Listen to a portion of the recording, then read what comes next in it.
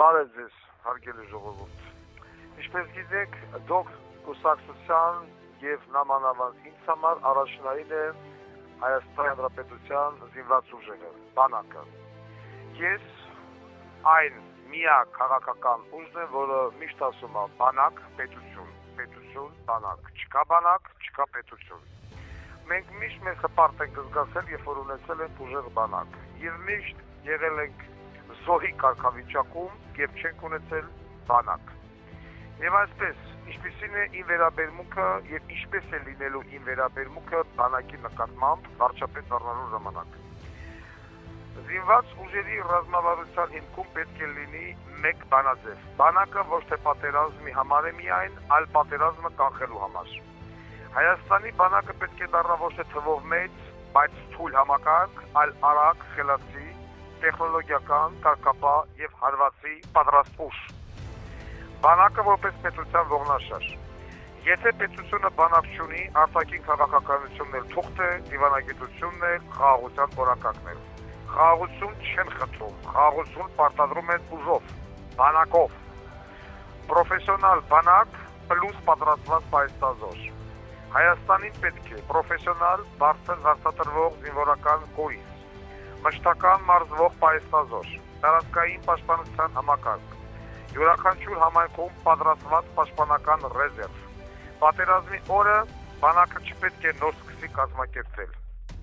Ժամանակակից պատերազմում հաղթում է ոչ թե միայն քաջը, այլ նաև նա, ով ունի հետախուզություն, անօդաչու համակարգեր, հակաօդային պաշտպանություն, կապի անվտանգ համակարգ, կիբերպաշտպանություն, արագ որոշում ընդունող հրամանատարություն։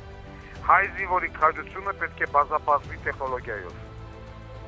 Բանակում չպետք է լինի անպատասխանատու գեներալ, թղթային հրամանատար, կաբինետային հայրենասեր։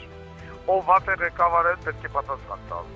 Ով պրոֆեսիոնալ է, պետք է բարձրանա։ Բանակը պետք է մաքրվի կապերով առաջ գնացածներից եւ առաջին հերթին դավաճաններից։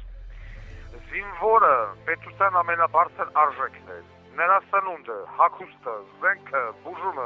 ապահովագրությունը, ընտանիքի սոցիալական պաշտպանությունը պետք է լինեն պետական առաջնահերթություն։ Զինվորեր հիշել միայն հողակավորության օրը պետության ամոթն է։ Հայաստանը չի կարող միշտ ուրիշից զենք խնդրել։ Պետք է զարգացնել սեփական ռազմարտունաբերությունը, դրա հետ մեկտեղ ապահովելով աշխատատեղեր, անօդաչուներ, կապի միջոցներ, պաշտպանական տեխնոլոգիաներ, թամփուշտ, արկ, ինժեներական համակարգեր, պաշտպանական ծրագրային լուծումներ։ Փոքր երկիրը պետք է լինի խելացի երկիր։ Զենք կարելի է գնել տարբեր երկրներից, թոց կարելի է վերցնել տարբեր բանակներից, բայց Հայաստանի անվտանգությունը վերջնականապես չի կարելի հանձնել ոչ մեկի։ Դաշնակիցը օգնում է ուժերի, թույլին օգտագործում են, շպրտում մի կողմ։ Ազգային գաղափարախոսությունը պետք է լինի հիմնված հետևյալի վրա։ Բանակը միայն զենք չէ։ Բանակը ոգի է, կարգապահություն, հավատ, պատասխանատվություն։ Բանակը պարտադիր է բոլորի համար անխտիր։ Պետք է վերականգնել գաղափարը, որ հայրենիքի պաշտպանությունը ոչ թե պարտադիր ծառայություն է միայն, այլ ազգային պատիվ։ Բանակը միայն բանվորի եւ գյուղացու երեխայի համար չէ։ Բանակ գնալու են հարուստները, չինովնիկների երեխաները։ Չի ծառայել,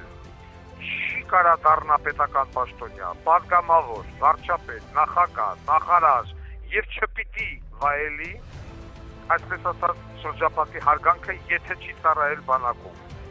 Իմ առաջնորդությամբ Հայաստանի զինված ուժերը պետք է դառնան այնպիսի բանակ, որի մասին թշնամին մտածի ոչ թե հարձակվելուց հետո, այլ հարձակվելուց առաջ։ Նորից եմ կրկնում, չկա բանակ, չկա պետություն։ Մենք պետք է ունենանք ամուր բանակ, մենք պետք է հարգենք զինվորականին, մենք պետք է սիրենք եւ պաշտենք մեր զինվորին։ Բանակ չծառայելը, բանակից խուսափելը պետք է լինի անպատիվ, պետք է նման անձիկ հայտարարվեն ու փախարակվեն, եթե մարդ հնարավոր է եւ անհնարինը բանակից խուսափելու համար։ Այսքանը բանակի վերաբերյալ։